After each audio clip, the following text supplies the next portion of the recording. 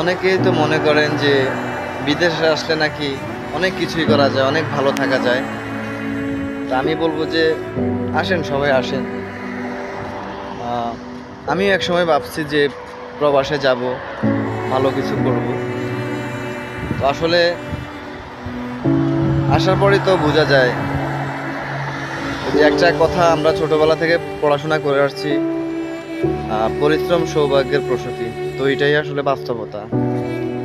আপনার যখন টাকা হবে তখন আপনার কাছে সবাই ফিরে আসবে, আর যখন আপনার টাকা থাকবে না তখন আপনাকে কেউ মূল্যায়ন করবে না। এটাই হচ্ছে নিয়ম। আজ হয়তো আমার বাবার টাকা নাই বলে আমি ছোটখাটো একটা দেশে আসছি, আর যাদের বাপের টাকা আছে তারা দেখা গেছে এখান থেকেও আমেরিকার উদ্দেশ্যে রওনা দিতেছে।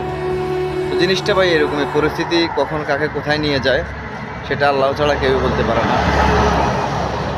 তো ঠিক আছে, সবাই দোয়া করবেন যাতে আল্লাহ তাআলা সাকসেস করে। এটাই হলো কথা।